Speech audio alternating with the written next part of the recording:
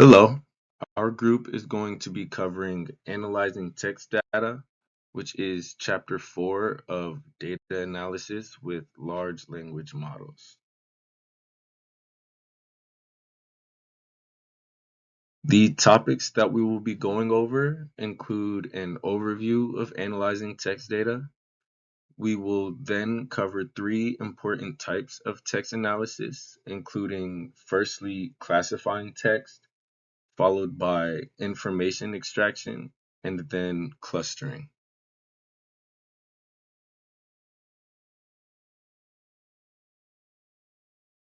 Being able to efficiently analyze text data is important because text is everywhere and it carries an enormous amount of valuable information. Whether we're looking at a newspaper article, a long list of emails, movie reviews, or thousands of social media comments, there is always meaningful insight hidden in the language we use.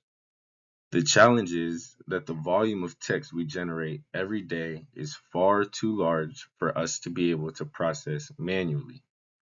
However, the latest generation of language models allows us to analyze and interpret text at a scale and a level of consistency that surpasses what humans can do on their own. These tools don't just read text, but they identify patterns, extract structure, and help us make sense of information far more efficiently. In this presentation, we're going to focus on three major approaches for text analysis. Classification, which is the task of assigning text to predefined categories. Information extraction, which allows us to pull specific pieces of information from text. And clustering, which groups similar text together without relying on predefined labels.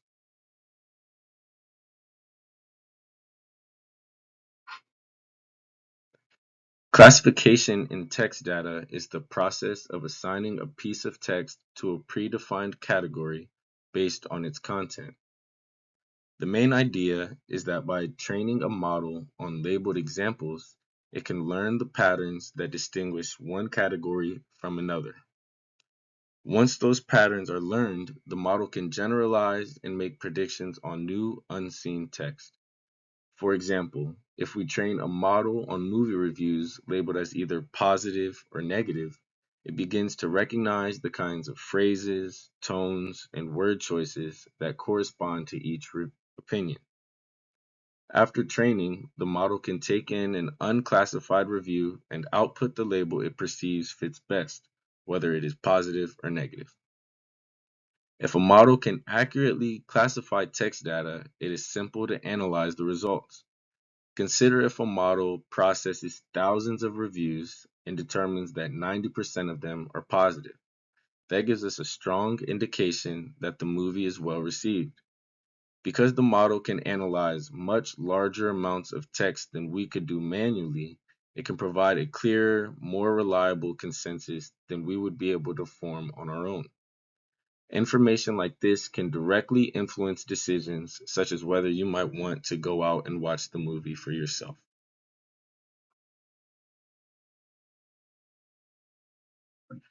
Continuing with the example of movie reviews, this classification workflow represents a high-level classification process for each review.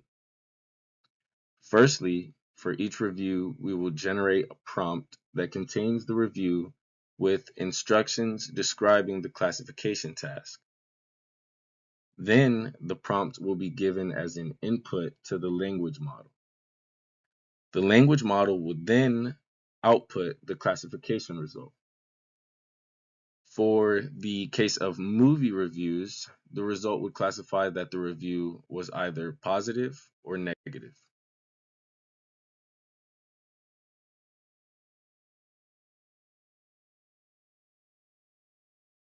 To continue classification, I will now walk through a standard large language model classification program, as referenced by the textbook. As for any program, the code will start with library imports, the most important of these libraries being the OpenAI library for Python, as we'll be using OpenAI's ChatGPT models to conduct this program. The first part of the program is a method that handles prompt generation. this method will be given an input of a text string, which is the text that we want to classify. The method will then append instructions to this input string and then also specify an output format to complete the prompt. For the example that we will be using, we will instruct the large language model to classify the sentiment of a string and then specify that the output must be positive or negative. The output of the method is a full prompt that is ready to be given to the large language model. The next part of the program is a method that we will use to make the call of the large language model. This takes an input of the prompt that is generated by the prior method. Using the input, the method will make a call to the large language model. The LLM will then return the classification label that will match the instructed output. For this example, this might look like positive or negative as referenced before. But this could also be yes or no, P or N, Y or N, etc., depending on the prompt. Lastly, once this output is received, it will be stored in a table alongside the original text. Once the process is repeated for each line of text, we will then summarize the table results to get a holistic view of each classification. Here is a flowchart representing the stages of the algorithm. Again, a CSV input will be read into a table. From there, we will iterate through each line of the table. For each line, a prompt will be generated including full instructions for the large language model. We will then make a call to the LLM, and then we will store the output of the LLM into a table. Lastly, the table storing each class label will then be grouped by the class label in order to see the count of each. This helps us see the overall results and calculate the sentiment that we want to ascertain. Here, I will walk you through a full example of how a classification algorithm might look. In this example, we will be classifying movie reviews. We will start with 3 statements. The acting was incredible, the characters were not likable, and the story was boring. Each of these 3 statements have a clear positive or negative sentiment about the movie. Our goal for this classification program is to evaluate if there are more positive or negative movie reviews, which will in turn then impact our decision about whether to see the movie or not. First, we will import the data as a CSV into our program. Once the data is loaded into a table, we can start to iterate through it. We start with the first review. The acting was incredible. This text string is then passed along through our prompt generation method, in which we add instructions for the LLM, as well as the output format for the original review. This will look like the following. The acting was incredible. Is the sentiment positive or negative? Answer positive/negative. The LLM will then be called with the given prompt, in which the prompt will return the single word positive, as the statement is clearly complimentary of the movie, and this follows the output that we were given in the instructions. We will store the output in another column alongside the original table that contains the original strings. We will then iterate to the next row of the table. Here we have the review. The characters were not likable. We will then generate the prompt. The characters were not likable. Is the sentiment positive or negative? Answer positive or negative. So this is clearly a negative criticism of the movie. After our call to the LLM will return negative. We then store this back in the previous table that contains each of the classification results. We then iterate to the last movie review. We have the review, the story was boring. Once again, we'll pass this into our prompt generation method, giving us the full prompt of the story was boring, is the sentiment positive or negative, answer positive/negative. We will make one final call to the LLM, in which the LLM will return the single word negative, given the obvious negative sentiment of the review. The result will then be stored into the same table as before. Lastly, we will group the table in order to find the count of each classification. After the grouping, we see that the positive count returns just 1, as we had the singular positive review of the acting was incredible. The negative count returns 2, as the final 2 reviews, the character was not likable and the story was boring, clearly gave off a negative sentiment. Using this, we can ascertain that overall there were negative reviews in the movie, given that there were more negative classifications than positive classifications. This algorithm can be applied to larger data sets in order to get a more informed opinion of the sentiment of reviews. Hi everyone, today I'm going to talk about the text extraction with language models. The basic idea is to convert unstructured text into structured tables. And in this example, the text comes from email, as you know. So instead of reading every email manually, we use a language model to extract key information and then turn the output into a CSV style data. The main goal is pretty straightforward. So we use the goal is to make applicant comparison to be more faster and more scalable, as you know. So once the information is organized into a table, it becomes much easier to compare different applicants. The setting here is hiring a summer intern for a company. Applicants send their personal information through emails, and this email may contain, the details like GPA, degree, and internship experience. The problem is that all of this information is written in different ways, so it's not easy to compare directly. If we handle everything manually, it takes lots of time and effort. So we use automation. This is exactly where text um, is useful.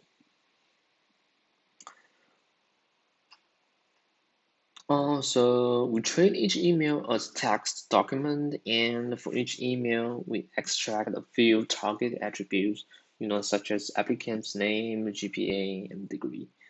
And after that, we summarize all emails into one table. Each row represents one applicant, and each column represents one extracted attribute.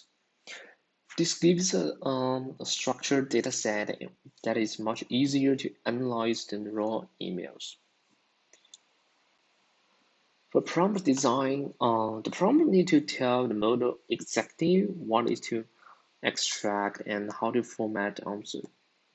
And in this example, sorry. In this example, the prompt includes three parts: the task description, the source text, and output format. The model is also to ask to use begin table and end table as boundary marker and NA when a value is missing. So this formatting rules are important because they make the output easier and to parse automatically later. This slide shows the complete workflow, and you can see that we start with an email with target attributes, then we use them to generate prompt. The prompt is to send to the language model, which produces a raw results. And after that, we apply post-processing to convert the raw result into structured output. So the language model handles understanding the text, and post-processing handles organizing the results into a usable format. This slide shows how the prompt is generated in code. The function takes the email text and the attribute list as input, then combines them into one standard prompt, including the task description, source text, and output format. The advantage of doing this in code is that it allows system to handle many emails automatically. So it means that we don't need to write a new prompt by hand each time. And after the model gives the answer, we still need to parse it. The first, we extract text between begin table and end table. Then we split the content by row, and after that by field. Sorry, excuse me. And finally, we trim white space and remove empty cells. The result is a clean list of rows that can be stored in a CSV format. And this step is important because the model output is still text, and parsing is what turns into a structured data. So to conclude, this example shows that text extraction can turn a free-form language into a useful, structured data. It also shows that prompt design and output constraints are both very important. Clear markers like begin table and end table makes parsing more easier, and the post-processing is what converts raw text into a final structure.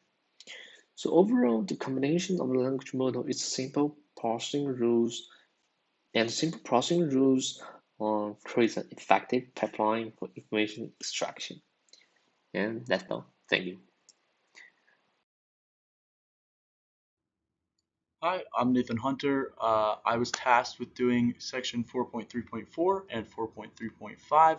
I'll go through both of these in this. So section 4.3.4, the goal of this was to examine the code in listing2.py. On a baseline, the script reads a CSV file, takes the text from a column named text, sends each text entry to an OpenAI model, asks the model to extract specific attributes in a table-like format, and saves all the results in a new CSV file called results.csv. So the first function in this Python script is create prompt, and this obviously takes text and attributes. So it creates a prompt using the text and attributes defined when the program is called. The text will be the raw text you want information extracted from, and the attributes will be the list of items you want extracted from the LLM. The goal is to have the model follow a very strict format so that the code can automatically parse AI's response. So function 2, call LLM. This takes the prompt. The goal is to send the prompt to the LLM and get results. The model called is GPT-4o. This tries up to 3 times, and if there's an error, it waits 2 seconds after the first failure, 4 seconds after the second failure, and 6 seconds after the third failure. After the third failure, it then raises the exception, cannot query OpenAI model. If there is no error, then it simply returns the model's text answer. Function 3 is the post process. So this takes the raw answer from the AI model. So the goal, take the raw model text and turn it into a table format of values. So it begins at looking at the information between begin table and end table. That's something that was prompted earlier. And so it should all the information that comes from it should be in the begin table, end table. It splits this into rows, splits each row into fields, and then returns the result.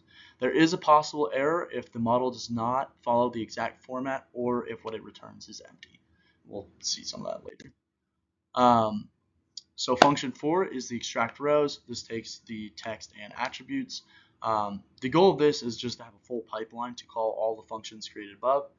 It takes in the text and the attributes wanted, and then it returns the output that can then be exported into a CSV format. So section 4.3.5 is the second section I was tasked with. So here's where I kind of tried it out. I'll walk you through how I did the code, how I set it up, everything like that. But basically this gives the example inputs and outputs that the text told us to use, directly downloaded from their website.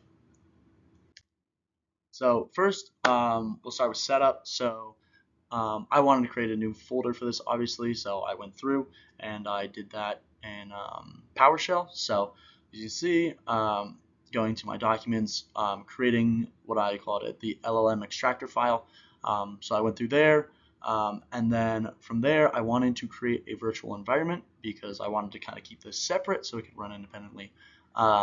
So from there, I needed to do this as an administrator because with Windows, there's a lot of securities that prevent you from running scripts just without administrator access.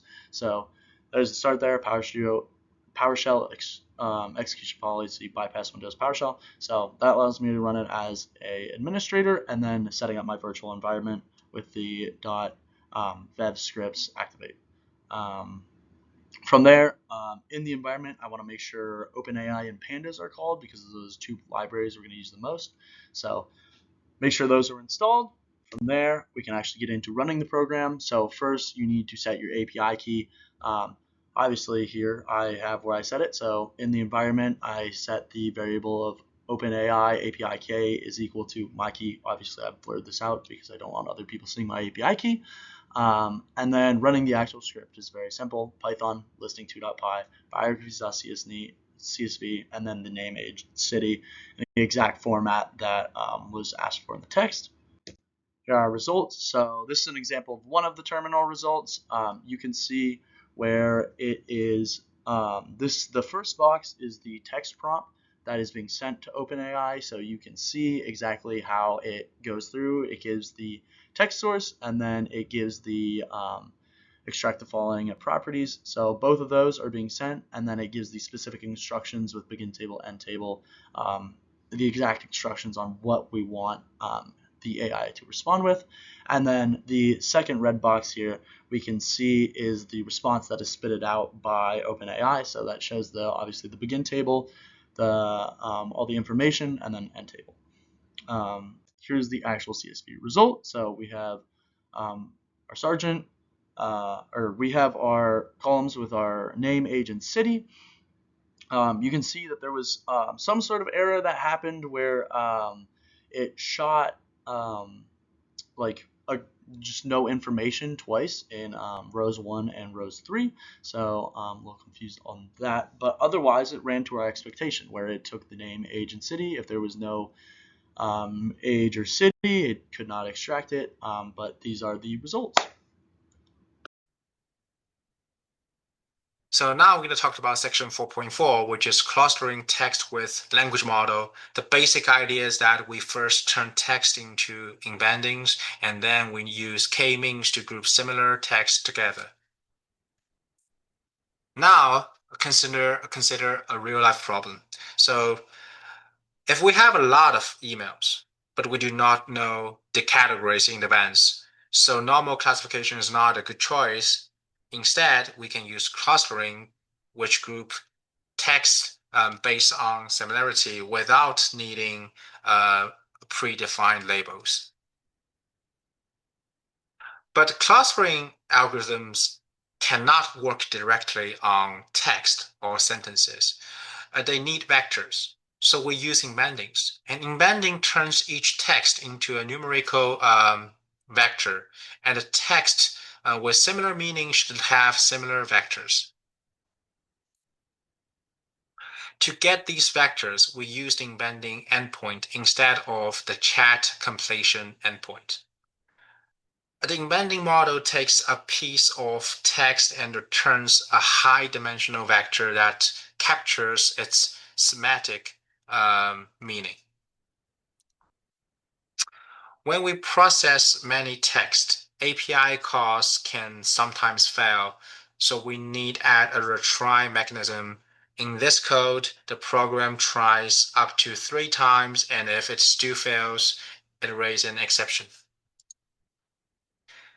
After we get all embeddings, we can run k-means. The algorithm starts from some initial cluster centers, assign each vector to the nearest center, then updates the centers and repeats this process until it becomes stable.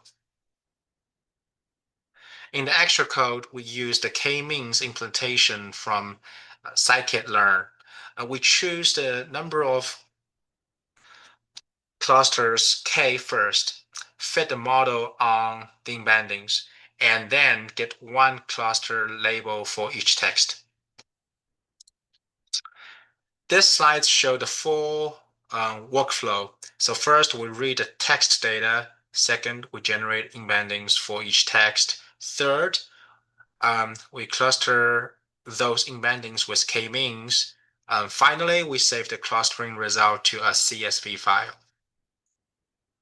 And here is the end-to-end code. It reads the input file, applies the embedding function to the text column, run k-means, and writes the cluster IDs back to the output file. So this combines all previous steps into one full pipeline. This example shows the result. The dataset contains 2 very different kinds of text, emails and poems. After clustering with k equals to 2, the program is able to separate them pretty well. Also, cluster 0 and cluster 1 are just IDs. The numbers themselves do not have special meaning. Embeddings are useful not only for clustering. Once we have vector representations, we can also use them for retrieval and outlier detection. So embeddings are a general tool for working with text data. For retrieval, we compare the embedding of user question with document embeddings and return the most similar ones. For outlier detection, we look for vectors that are much farther away from the center than the others. Both tasks use the same embedding representation. To conclude, this section shows how language model helps us represent text as embeddings, and then classical methods like k-means can be applied on these vectors. This makes clustering text much easier, and it also opens the door to other texts like retrieval and anomaly detection.